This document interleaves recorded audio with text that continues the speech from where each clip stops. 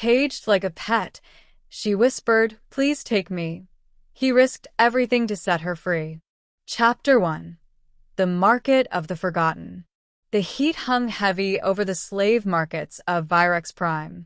Even in the sprawling spires of galactic progress, there were corners of the universe where civilization pretended not to see its darkest shadows.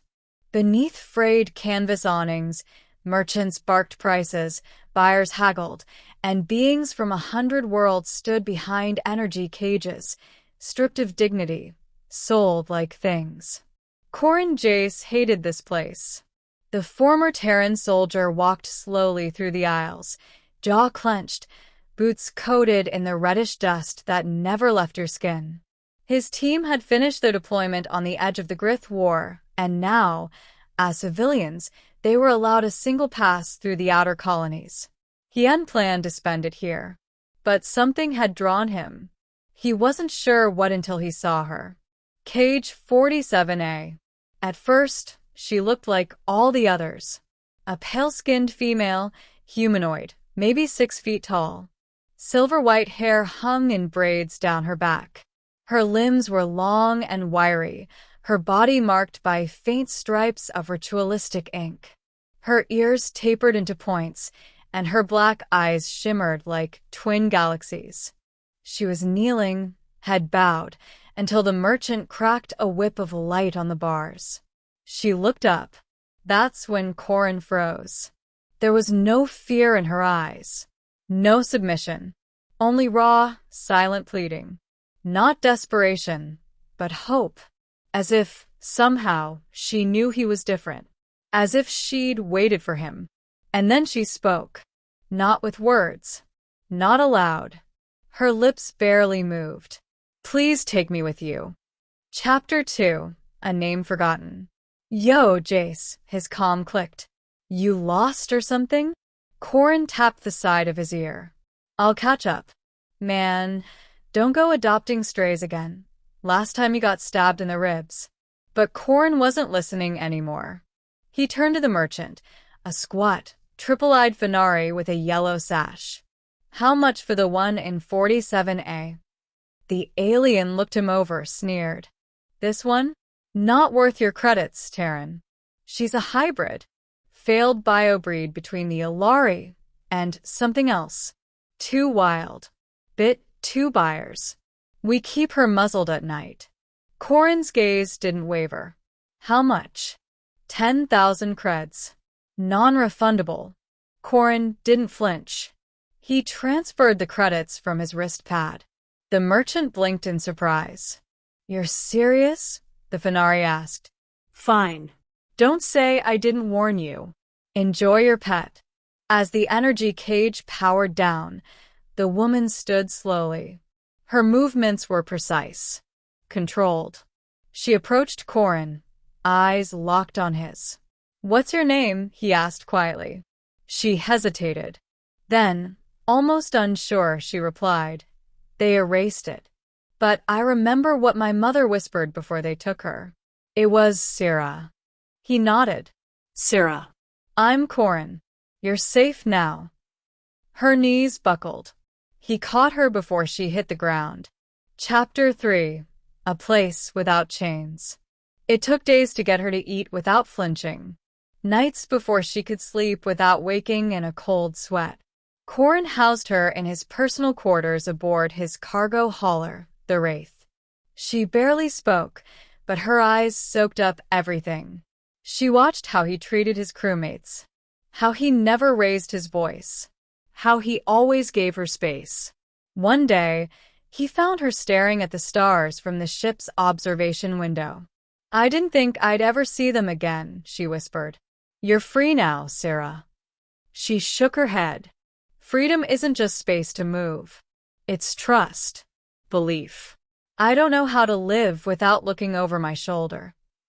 "You don't have to do it alone." She looked at him again, those galaxy-deep eyes full of questions. "Why did you take me, Corin?" He leaned against the glass beside her. "Because you asked. And because I saw something in you. Not weakness. Strength. And pain.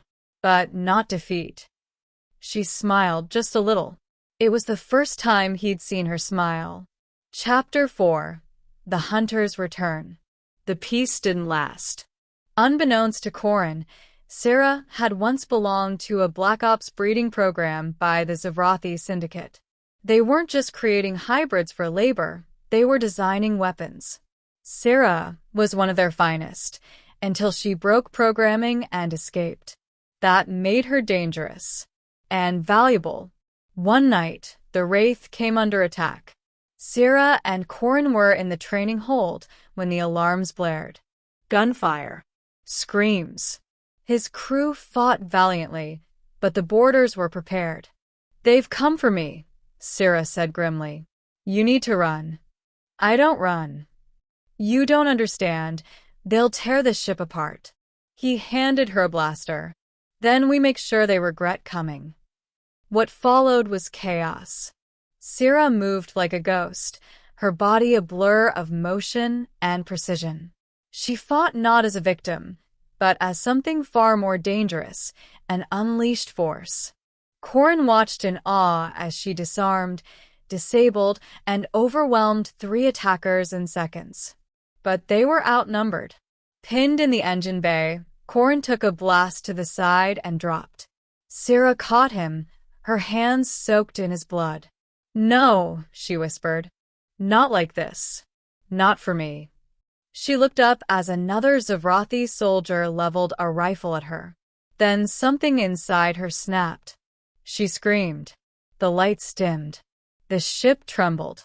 A wave of psionic force erupted from her body, slamming every enemy backward like ragdolls. Circuits flew. The hull groaned. And then silence. Chapter 5. Not a Weapon. Corin woke up 3 days later in the medical pod. The ship was in orbit above a backwater moon. His ribs ached, but he was alive. Sarah sat beside him, silent. "What happened?" he croaked.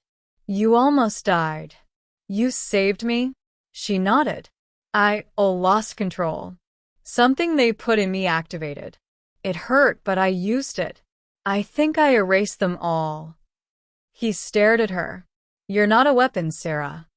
But I was made to be one. You get to decide who you are now."